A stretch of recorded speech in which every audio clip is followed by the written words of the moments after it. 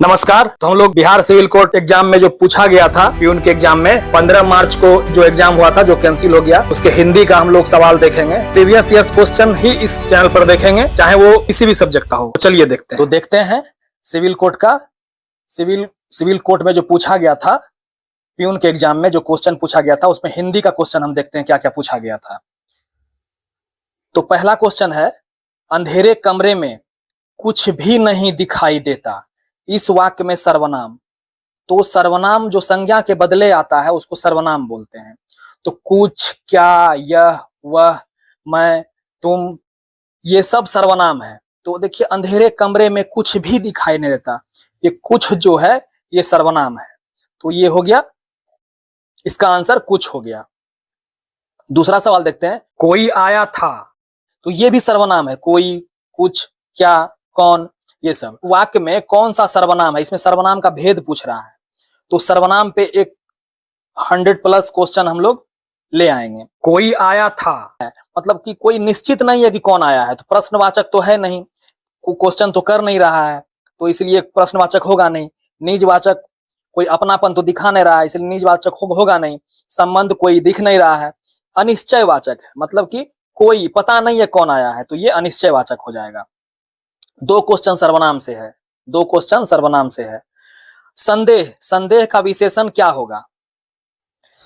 तो संदेह का विशेषण क्या होगा? तो विशेषण वो होगा जो संज्ञा या सर्वनाम की विशेषता बताए। संज्ञा या सर्वनाम की विशेषता बताए, और वो भी क्या, आगे में लग करके। तो इसमें हम लोग दिमाग भी लगा सकते हैं। तो कोई भी संज्ञा ले लेते हैं, जैसे व्यक्ति ले लेते हैं, व्यक्ति या कुछ भी। तो शायद व्यक्ति, शायद लगाएंगे तो ये नहीं सेट हो रहा है। तो संदिग्ध, तो संदिग्ध लगाते हैं, संदिग्ध व्यक्ति, तो ये सही लग रहा है। शक व्यक्ति एकदम गलत। शंकालु व्यक्ति, तो संदेह का विशेषण संदिग्ध होता है, तो इसका ये आंसर हो जाएगा। यानी कि विशेषण से भी क्वेश्चन आ रहा है। तो चौथा नंबर क्वेश्चन देखते हैं, इनमें से खेलना शब्द से बना विशेषण, खेलना शब्द से।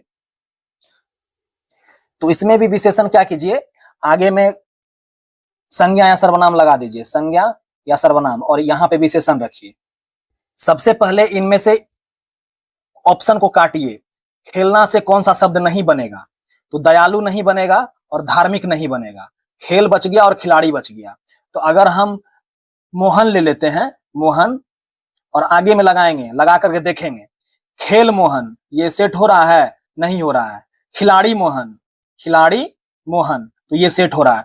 तो इस ऐसे भी हम लोग विशेषण को चुन सकते हैं। यदि हमको कोई परफेक्ट विशेषण का याद नहीं है, तो इस तरह से हम लोग सेट करके विशेषण को पहचान सकते हैं। तो ये खिलाड़ी इसका विशेषण हो जाएगा।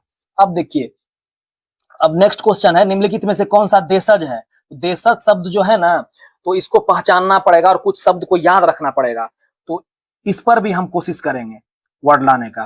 तो देशज शब्द, तो इसमें से अग्नि देखिए, अग्नि पूजा पाठ में उपयोग होता है, तो अग्नि हो गया तत्सम हो गया। प्रार्थना भी तत्सम हो गया। खेत और लोटा में संभव हो सकता है कोई एक हो, तो ये देशज शब्द हो जाएगा आपका लोटा जो है वो देशज शब्द है। तो इससे हम लोग ये भी देख रहे हैं कि अग्नि हो गया तत्सम, प्रार्थना भी हो गया तत्सम, और तत्सम आपको बताए थे कि जिसमें सौ रहेगा वो संस्कृत का शब्द होता है, संस्कृत का शब्द होना चाहिए, यानी कि संस्कृत मतलब तत्सम। तो तत्सम सीधे संस्कृत से आया है।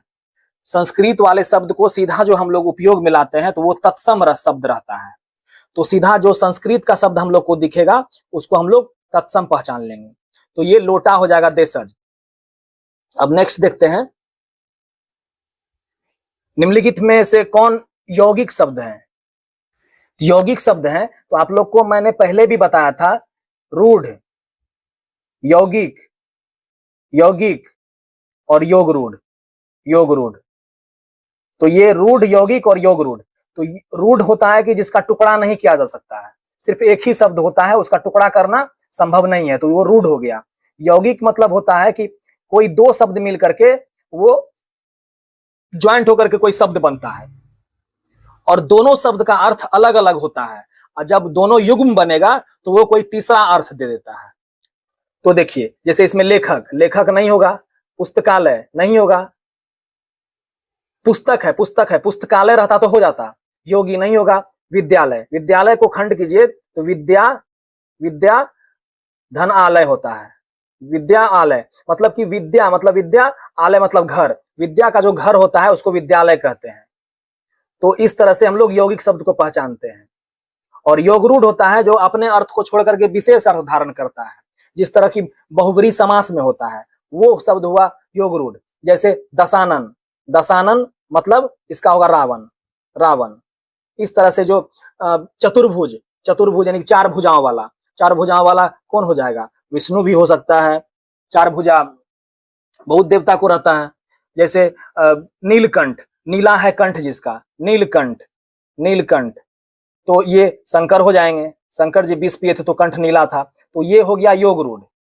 तो इस तरह से हम लोग समझ समझ के देखेंगे। और बहुत लड़कों से ये सवाल गलत हुआ था, इसको ध्यान दीजिएगा। तो ये होता है जिसे इंद्रियों से अनुभव ना किया जा सके, तो वो उसका आंसर होगा अतीन्द्रिय, अतीन्द्रिय। इसको हम रट लीजिएगा, ये बहुत लड़का से मिस्टेक हुआ था, अतीन्द्रिय होता है। तो इंद्रजीत, एक शब्द इंद्रजीत है, इसका होता है कि जिसने इंद्र को जीत लिया हो, जिसने इंद्र को जीत लिया हो, जीत लिया हो, लिया हो। और इंद्रिय शेष कोई वर्ड ही नहीं है।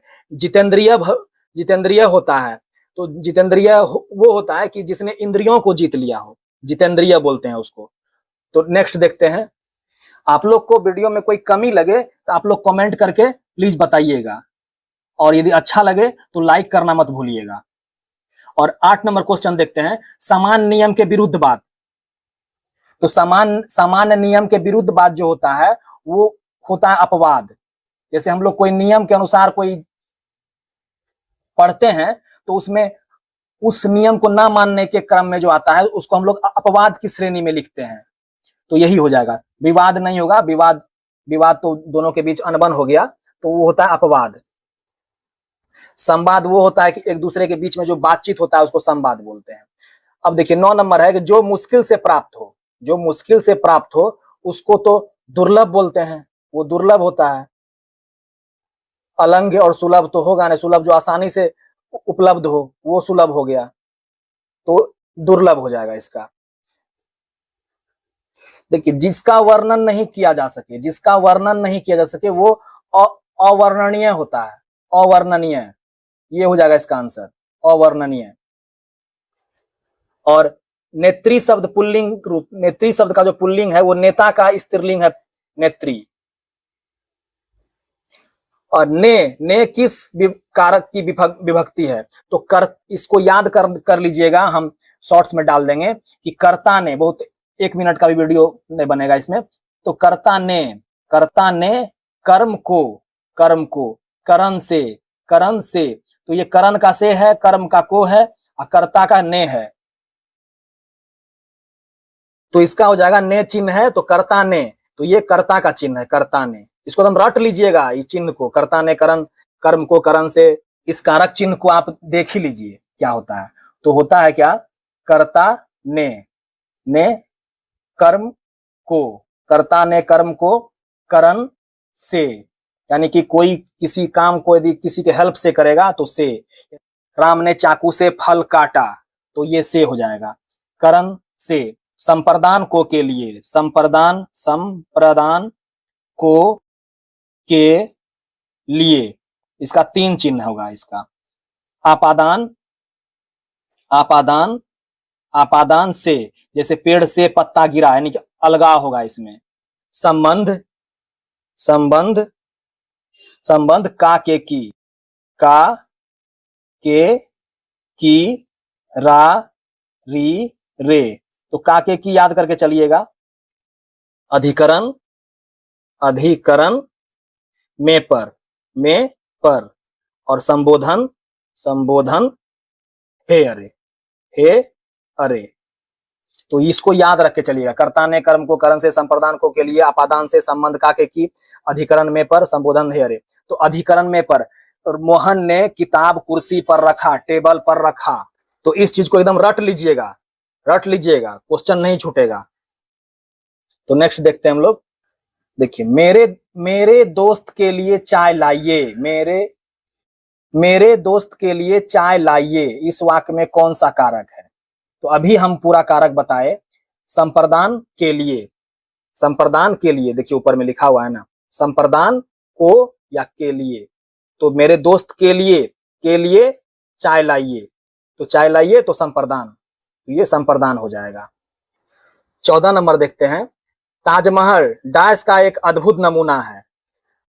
तो ताजमहल जो है वो शिल्प कला नहीं होगा, मूर्ति कला नहीं होगा, चित्रकला नहीं होगा, स्थापत्य कला होगा। आर्किटेक्चर जो आता है ना, वो उसको स्थापत्य कला बोलते हैं। तो भवन निर्माण, बिल्डिंग निर्माण जो होता है, वो ताजमहल का जो भवन निर्माण हुआ है तो वो स्थापत्य कला में आएगा, तो इसीलिए स्थापत्य कला होगा। अब देखिए नेक्स्ट क्वेश्चन है कि मोहन ने डैश से देशभक्ति का संकल्प किया। इसमें उत्सुकता से, तत्परता से, दृढ़ता से और प्रयत्न से। प्रयत्न से तो को पहले काट दीजिए, ये अनबना है। तो यहाँ उत्सुकता, तत्परता और दृढ़ता, इसमें सबसे उपयोगी शब्द जो है, सबसे सटीक शब्द ये दृढ़ता है। दृढ़ता से देशभक्ति का संकल्प किया। संकल्प कोई भी होता है तो दृढ़ता से होता है। संकल्प कुछ भी किया आता है तो दृढ़ता से किया आता है, तो यहाँ दृढ़ता होगा इसका आंसर। यही देख लेते हैं, इस पेज का सारा क्वेश्चन देख लेते हैं। निम्नलिखित शब्द में उपयुक्त समास चुनिए। समास से क्वेश्चन किया है, 2 क्वेश्चन किया है। तो मृगनयन, मृगनयन का हो जाएगा मृग जैसे नयनों वाली, मृग जिसका जो नयन मृग के जैसा हो, मृगनयन, मृगनयन। तो यहाँ अब यही भाव नहीं होगा, तो इसमें उपमा उपमेय है, विशेष विशेषण है, तो विशेष विशेषण है, तो नयन का, मृग के नयन से इसका विशेषण बताया जा रहा है। तो ये कर्मधारय समास होगा, कर्मधारय, जिसमें विशेष विशेषण हो वो कर्मधारय समास होगा। तो नयन को बोला जा रहा है कि जो मृग के तरह नयन है, यानी कि विशेषण दिया जा रहा है, तो ये हो गया विशेषण, विशेषण, ये हो गया विशेष, विशेष। तो विशेष जो होता है ना, संज्ञा या सर्वनाम होता है, संज्ञा व सर्वनाम, इसमें से कुछ भी हो सकता है। एक बात और सुन लीजिए, मृग नयन में यदि कर्मधारय ऑप्शन नहीं रहता, बहुब्रीहि ऑप्शन रहता, बहुब्रीहि ऑप्शन रहता, तो ये बहुब्रीहि समास हो जाता, क्योंकि मृग नयन जो है ना, वो राम जी को या सीता जी को बोला जाता है। इनकी आंखें बहुत सुंदर थी, तो ये राम जी को भी मृग नयन बोला जाता है और सीता जी को भी बोला जाता है। तो यहाँ तीसरा अर्थ दे देता है, इसलिए इस ऑप्शन में बहुब्रीहि समास को नहीं डाला गया है जान करके। तो नीलांबर, नीला है जो अंबर, नीला है जो अंबर, अंबर मतलब आकाश, आकाश, तो वो वैसा आकाश जो नीला हो, तो ये हो गया विशेषण और ये हो गया विशेष, विशेष से हो गया ये, तो ये भी हो जाएगा कर्मधारय समास। तो कर्म समास मैंने एक वीडियो बना के डाल दिया है, तो उसको आप लोग देख लीजिएगा। नेक्स्ट देखते हैं क्या क्या पूछा है इसमें। 16-17 पूछा है शुद्ध वर्तनी, तो शुद्ध वर्तनी का भी मैंने वीडियो डाला हुआ है, वो जाकर के आप लोग देख लीजिए, तैयारी अच्छा हो जाएगी, एग्जाम होने वाला है। अब देखिए, अब जून में लास्ट में लेता है कि जुलाई में लेता है। तो वर्तनी दीर्घायु, दीर्घायु ये गलत है, दीर्घयु ये गलत है, ये गलत है, ये आपका सही हो जाएगा दीर्घायु, दीर्घायु ऐसे होता है, दीर्घायु ये होता है। देखिए अध्ययन, अध्ययन गलत है, अध्ययन गलत है, अध्ययन गलत है, ये अध्ययन सही है। तो आप लोग जरूर देख लीजिएगा वर्तनी शुद्ध को, होगा तो और मैं डाल दूंगा, प्रैक्टिस पूरा कीजिए ताकि एग्जाम अच्छे से निकले।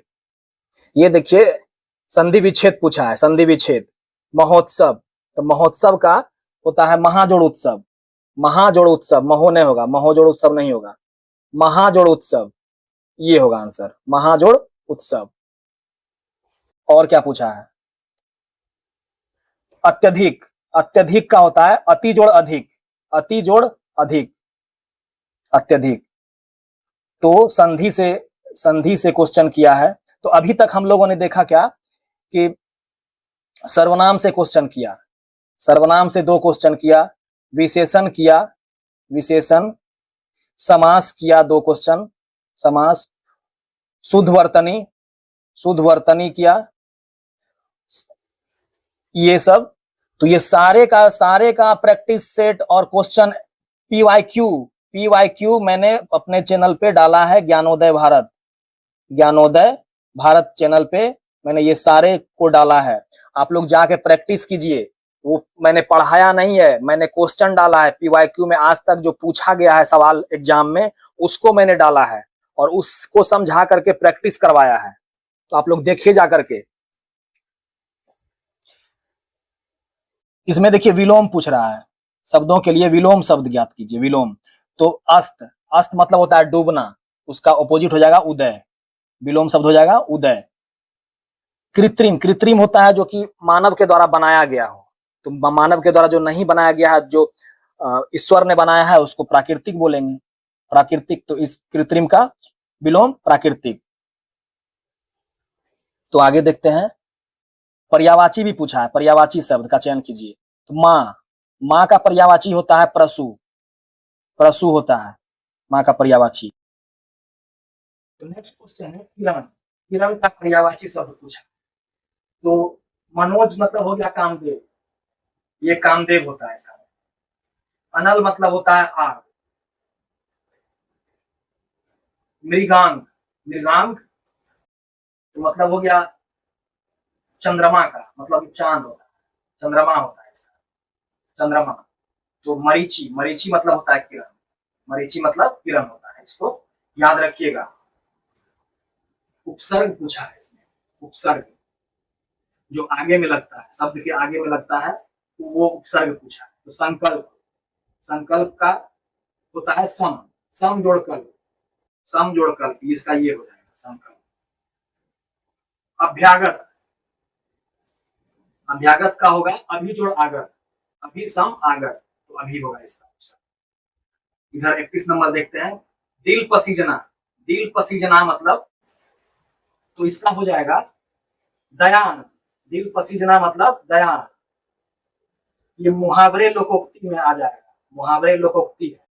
तो दिल पसीजना मतलब दयान। और 32 नंबर देखिए, प्रयागराज संज्ञा, संज्ञा की दृष्टि से कौन सा संज्ञा, प्रयागराज, तो संज्ञा भी पूछ दिया है।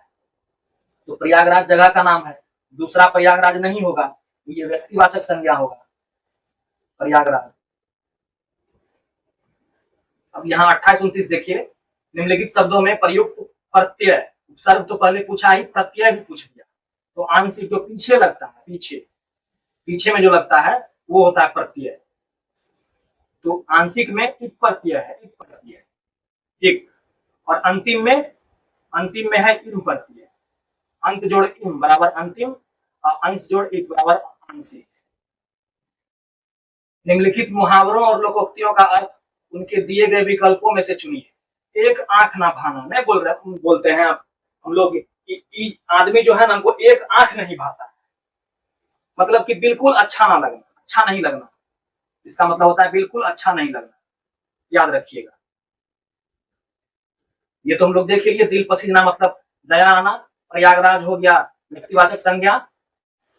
देखिए 33 नंबर क्वेश्चन को देखते हैं, इनमें से भाववाचक संज्ञा है, तो भाववाचक संज्ञा, तो इसमें ऑप्शन में दिया हुआ है अमीर, भिक्षुक, अमीरी, गरीब। तो भाववाचक संज्ञा और विशेषण, विशेषण, भाववाचक संज्ञा और विशेषण, ये दोनों में बहुत कंफ्यूजन क्रिएट होता है। तो इसको पहचानने का एक सरल सा उपाय है, जो कि विशेषण के आगे में संज्ञा लगा दीजिएगा, संज्ञा, क्योंकि विशेषण वही होता है जो संज्ञा या सर्वनाम का विशेषता बतलाता है, विशेषता बतलाता है। विशेषण के आगे संज्ञा सेट हो जाता है अच्छे से। तो संज्ञा में ले लीजिए आप, मोहन ले लीजिए, मोहन ले लीजिए, या राम ले लीजिए, किसी का नाम ले लीजिए। तो अमीर, अमीर व्यक्ति या अमीर राम, तो ये सेट कर जा रहा है। गरीब राम या गरीब व्यक्ति, ये भी सेट कर। भिक्षुक राम नहीं सेट हो रहा है, मतलब कि भिक्षुक जो है वो संज्ञा है, ये संज्ञा है। और अमीरी, अमीरी राम नहीं सेट हुआ, तो ये भी संज्ञा है। इस तरह से हम लोग संज्ञा को पहचान सकते हैं। तो संज्ञा है, लेकिन भाववाचक संज्ञा बोल रहा है। ये भिक्षुक से, भिक्षुक बोलने से जितना भिक्षुक है सबका बोध हो जाता है, तो ये जातिवाचक संज्ञा है, ये जातिवाचक संज्ञा है भिक्षुक, याद रखिएगा। और अमीरी जो है ये भाववाचक संज्ञा है, इसमें अमीरी का भाव दिखता है। तो आपका आंसर हो जाएगा डी। तो इस 34 के क्वेश्चन में होगा, अपराधी और निरपराधी का अंतर करना कठिन है। तो निरपराधी नहीं होता, निरपराध होता है। निरपराध, निरपराध का अंतर करना कठिन है, तो बी में गलती हो। और 35 नंबर है कि यह जरूरी नहीं है कि गरीब घर में पैदा होने वाला बालक आजन्म पर्यंत गरीब ही रहे। तो इसमें क्या है ना कि आजन्म और पर्यंत दोनों का मतलब एक ही होता है, तो इसीलिए एक ही वाक्य में एक ही शब्द दो बार प्रयुक्त नहीं होता है। तो इसमें आजन्म पर्यंत को काट देंगे, तो आजन्म गरीब ही रहे, तो गलती सी भाग में होगा। और अगर पर्यंत को लेते हैं तो बालक जन्म पर्यंत हो जाएगा, जन्म पर्यंत हो जाएगा, जन्म पर्यंत, इस तरह से हो जाएगा। तो हम लोग हिंदी का 35 क्वेश्चन देखते हैं, जो कि प्यून के एग्जाम में सिविल कोर्ट वाला एग्जाम में 35 क्वेश्चन हिंदी है। तो हिंदी अच्छे से कंट्रोल रखिएगा, 35 में 35 कोशिश कीजिएगा आप लोग हिंदी में बनाने का। तो इसमें से बहुत सारा 100+ प्रैक्टिस मैं ला चुका हूं, और कुछ शब्दों का लाना बाकी है। जैसे संधि पूछा गया है, इसमें उपसर्ग पूछा गया है, उपसर्ग, प्रत्यय पूछा गया है, प्रत्यय, तो ये सबको और भी बहुत चीज है।